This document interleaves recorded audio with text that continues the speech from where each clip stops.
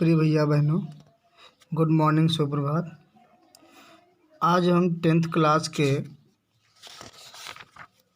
English के pros section का जो दूसरा लेसन है, अ लेटर टू गॉड, ईश्वर के नाम में एक पत्र, उसका दूसरा वीडियो अर्थात दूसरा पार्ट देखेंगे। इस वीडियो में हम यहाँ से पढ़ना प्रारंभ करेंगे। इससे पहले हम आपको यहाँ तक पढ़ा चुके हैं कि the boys exposing themselves to the rain. बारिश जब प्रारंभ हो जाती है तो लेंचो भी उस बरसात का आनंद लेने के लिए बाहर आता है, और उसके बच्चे भी जो बरसात के कारण अपने आप को बंधा महसूस करते थे, उन्होंने भी अपने आप को the boys exposing themselves to the rain, स्वयं को खुला छोड़ दिया, मुक्त छोड़ दिया वर्षा में। Ran out to collect the frozen pearls, उन जमे हुए मोतियों को इकट्ठा करने के लिए दौड़ पड़ते हैं। सभी भैया बहन वीडियो देखने से पहले इसको सब्सक्राइब जरूर कर लें, ताकि जब कभी भी हम आपको नया वीडियो डालें तो आपको उसका नोटिफिकेशन मिलता रहे। आइए इस वीडियो में यहाँ से अध्ययन करते हैं।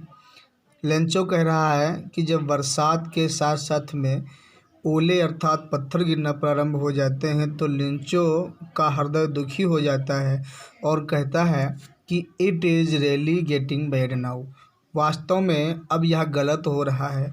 एक्सक्लेम्ड द मैन, उस आदमी ने ये व्याख्या की, ये वर्णन किया और कहता है I hope it passes quickly, मैं उम्मीद करता हूँ कि ये शीघ्र ही बंद हो जाएंगे। It did not pass quickly, लेकिन ऐसा नहीं हुआ। It did not pass quickly, वो शीघ्र ही बंद नहीं हुए। फॉर एन आवर, पूरे 1 घंटे तक। The hell rain on the house, ओले बरसे, ऑन द हाउस, घर पर बरसे। द गार्डन, बगीचे में। द हिल साइड, पहाड़ी क्षेत्र में। द कॉर्नफील्ड, अनाज के खेतों पर। ऑन द होल वैली, अर्थात संपूर्ण घाटे में। फॉर एन आवर, 1 घंटे तक ओले बरसे। द फील्ड वाज वाइट, खेत सफ़ेद हो गया था। एज इफ, मानो कि कवर्ड विद साल्ट, नमक से ढका हुआ हो। Not a leaf remained on the trees, पेड़ों पर एक भी पत्ती रिमेन्ड मीन्स बची नहीं थी।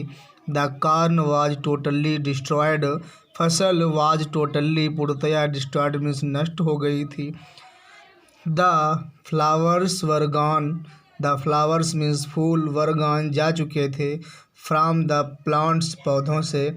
Lencho's soul was filled with sadness, Lencho की आत्मा वाज फिल्ड भर गई थी, विद सैडनेस दुख से भर गई थी। The when the storm had passed, जब तूफान गुजर गया अर्थात बंद हो गए, ओले गिरना बंद हो गए। He stood in the middle of the field, वह स्टूड मीन्स खड़ा हुआ, इन द मिडिल मध्य में, ऑफ द फील्ड खेत के मध्य में खड़ा हुआ। And said to his sons, और अपने पुत्रों से कहा, a plague of locusts would have left more than this. A plague of locusts, अर्थात लोकटस में तितली और टिड्डियों के दल ने आक्रमण किया होता तो would have left more than this, इससे अधिक छोड़ दिया होता। The hell has left nothing, ओलों ने तो कुछ भी नहीं छोड़ा। दिस ईयर, इस वर्ष। We will have no corn, हमारे पास अनाज नहीं होगा।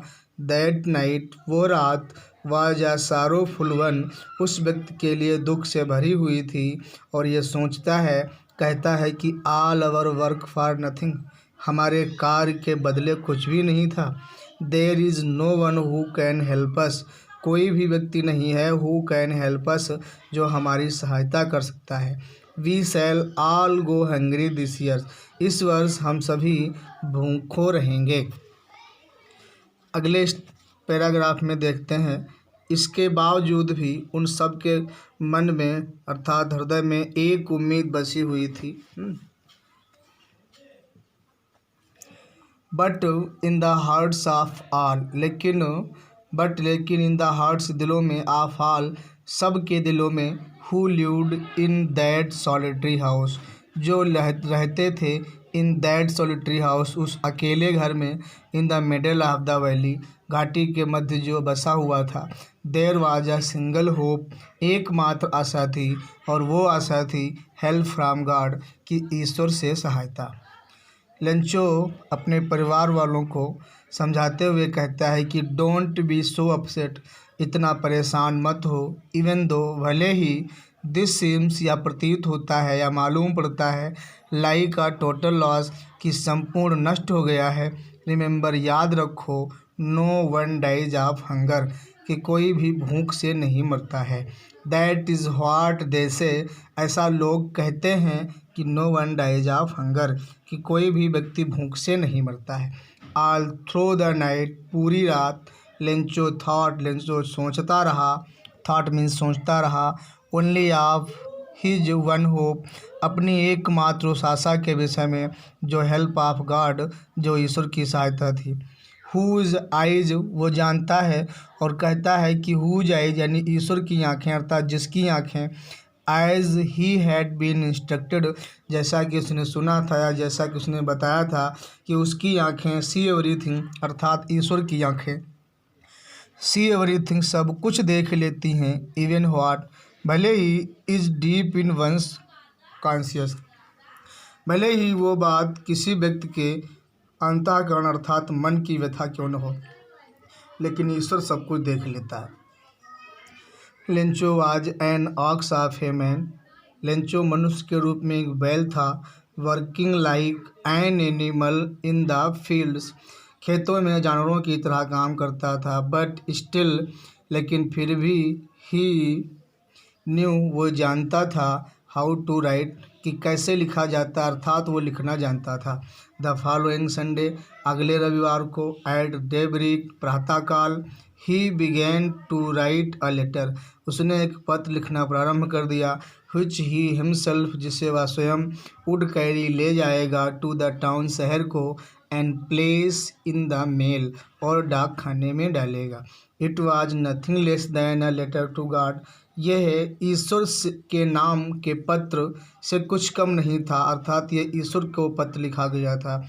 ही रोट, उसने लिखा था पत्र में अपने, कि गॉड, भगवान, ईश्वर, if you do not help me, यदि आप मेरी सहायता नहीं करते हैं, अर्थात यदि आप मेरी सहायता नहीं करेंगे, माई फैमिली एंड आई, मेरा परिवार और मैं, विल गो हंग्री, भूखे रहेंगे, दिस ईयर, इस वर्ष। आई नीड 100 पीसोज, मुझे नीड, ज़रूरत है, 100 पीसोज, 100 सिक्कों की, in order to sow my field again, अपनी फसल पुनः बोने के लिए, एंड टू लिव, और रहने के लिए, अनटिल द क्रॉप कम्स, जब तक कि फसल नहीं आ जाती। Because the hell stone dot dot, मतलब क्योंकि ओलों ने सब कुछ नष्ट कर दिया है। ही रोट टू गॉड, उसने गॉड को, ऑन द एनवेलप, लिफाफे पर, ईश्वर को, अर्थात पत्र किसको भेजना है वो लिख दिया। But put the letter inside, and, पत्र को अंदर रख दिया, एंड स्टिल ट्रेवल्ड, और फिर संघर्ष करता हुआ, वेंट टू द टाउन, शहर को गया, एट द पोस्ट ऑफिस, डाक खाने में, he placed a stamp on the letter, उसने पत्र पर एक स्टाम्प यानी टिकट लगाया, and dropped it into a mail box, और उसको एक मेल बॉक्स में डाल दिया। आज इस वीडियो में इतना ही, शेष लेसन का जो पार्ट है अगले वीडियो में हम देखेंगे। धन्यवाद।